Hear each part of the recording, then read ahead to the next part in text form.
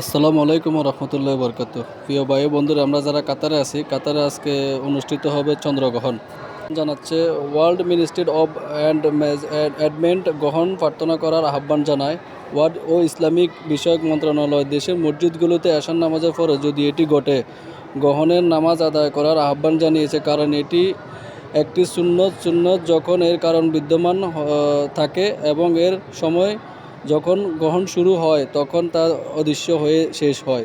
ইনশাল্লাহ দেশটিতে রবিবার 15 রবিউল আউয়াল 1447 হিজরি 7 সেপ্টেম্বর 2025 তারিখ রাত 8:30 শুরু হয়ে 1 ঘন্টা 22 মিনিট ধরে পূর্ণগ্রাস চন্দ্রগ্রহণ দেখা যাবে বলে আশা করা যাচ্ছে। ওয়ার্ড মিনিস্ট্রির উপাসকদের গ্রহণের নামাজ আদায় করতে বলে, কারণ পবিত্র সুন্নতে প্রমাণিত যে মহানবী হজরত মুহাম্মদ সাল্লাল্লাহু আলাইহি ওয়াসাল্লাম চন্দ্রগ্রহণের সময় নামাজের আহ্বান করেছিলেন। যেমনটি তিনি বলেছেন, সূর্য এবং জীবন আল্লাহর নির্দেশনাগুলির মধ্যে দুটি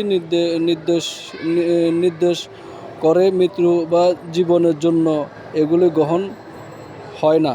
তাই যদি তুমি তাদের দেখে থাকো তাহলে আল্লাহকে ডাকো এবং সমস্যার সমাধান না হওয়া পর্যন্ত প্রার্থনা করো।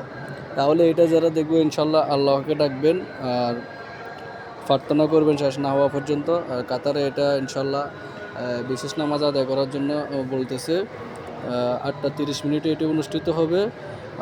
আর কাতারে আজ রবিবার রাতে অনুষ্ঠিত হবে চন্দ্রগ্রহণ বিশেষ নামাজ আদায়ের জাতীয় মসজিদে জামাতে আপনি অংশগ্রহণ নেবেন ইনশাল্লাহ।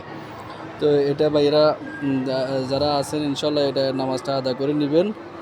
8:30 রাত 8:30 আর 1 ঘন্টা 22 মিনিট ধরে পূর্ণগ্রাস চন্দ্রগ্রহণ দেখা যাবে বলে জানা যাচ্ছে। সবাই দেখবেন। আসসালামু আলাইকুম ওয়া রাহমাতুল্লাহি ওয়া বারাকাতুহু।